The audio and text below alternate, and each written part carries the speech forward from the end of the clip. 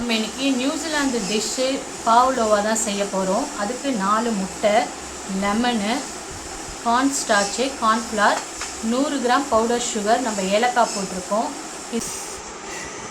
நம்மளுக்கு வெறும் வெள்ளைக்கரு மட்டும்தான் தேவை, மஞ்சக்கரு தேவையில்லை. பார்த்து உடச்சிக்கோங்க முட்டையை. 4 முட்டையோட வெள்ளைக்கரு மட்டும்தான்.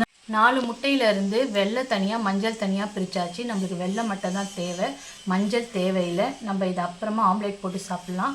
இப்போ நம்ம அந்த பாவ்லோவா செய்யலாம். ஒரு அகலமான பாத்திரத்தில் பிஞ்ச் ஆஃப் சால்ட்டு சேர்த்துட்டோம். இந்த வெள்ளைக்கருவை நம்ம ஊற்றிக்கலாம். பொறுமையாக நல்லா பீட் பண்ணிக்கணும், சாஃப்ட் பீட் வர வரைக்கும்.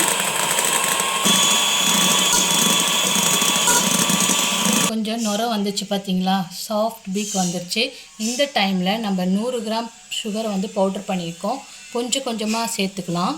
சேர்த்துட்டு கொஞ்சம் கொஞ்சமாக பீட் பண்ணிக்கலாம்.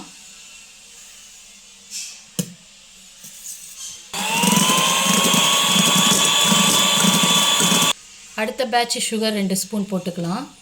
போட்டுட்டு மறுபடியும் பீட் பண்ணிக்கலாம்.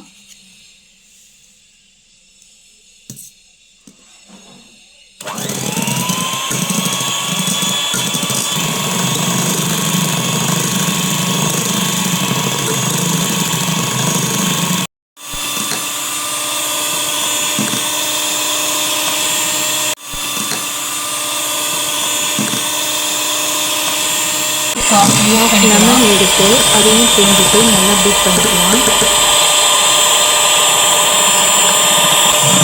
2 டேபிள் ஸ்பூன் கார்ன்ஃப்ளவர் மாவு யூஸ் பண்ணிக்கலாம்.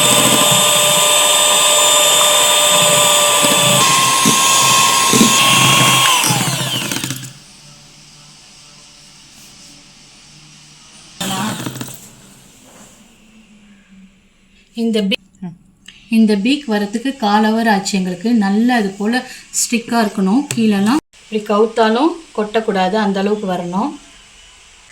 பேக்கிங் ட்ரேயில் பட்டர் ஷீட் போட்டிருக்கோம். அதுக்கு மேலே நம்ம பீட் பண்ண அந்த முட்டை கலவையை வச்சுட்டு நல்லா ஷேப் பண்ணிக்கலாம்.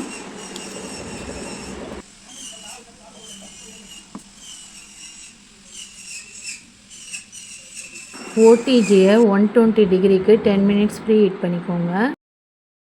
120 டிகிரிக்கு 2 ஹவர்ஸ் பேக் பண்ணணும். இது கொஞ்சம் பேக் பண்ணுறதுக்கு ரொம்ப டைம் எடுத்துக்குது.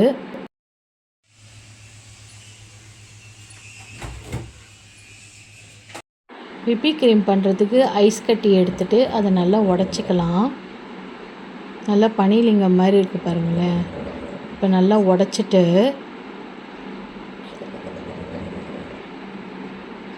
ஈரமில்லாத பாத்திரத்தை அதுக்கு நடுவு வச்சுட்டு 100 ml அமுல் விப்பிங் க்ரீமை போட்டு நல்லா பீட் பண்ணிக்கலாம். 2 டேபிள் ஸ்பூன்ஸ் பவுடர் சுகர் போட்டுக்கலாம். ஏன்னா விப்பிங் க்ரீமில் சுகர் இருக்காது.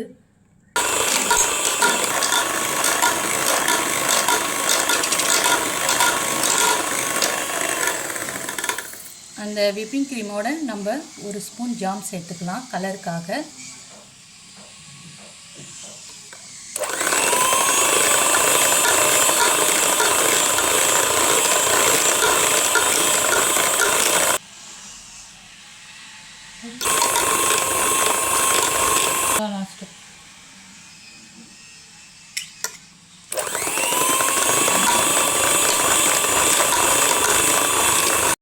நல்ல சாஃப்ட் பீக் வந்துச்சு பார்த்தீங்களா. இது போல் ஐஸ் கட்டியை நீங்கள் கீழே வைக்கணும்.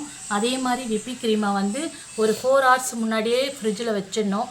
அப்போ தான் இந்த அளவுக்கு வரும். சூப்பராக வந்திருக்குங்க. நம்ம கொஞ்சம் நம்ம தண்ணி ஊற்றி மெல்ட் பண்ணிக்கலாம். கொஞ்சமாக ஊற்றிக்கலாம்.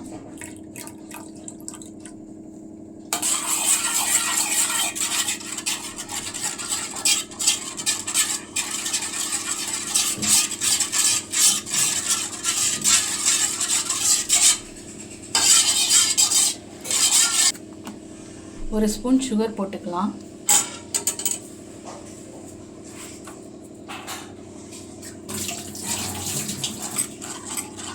பால்கோவா மேலே நம்ம டெக்கரேட் பண்ணுறதுக்கு ஸ்ட்ராபெரி எடுத்துக்கலாம்.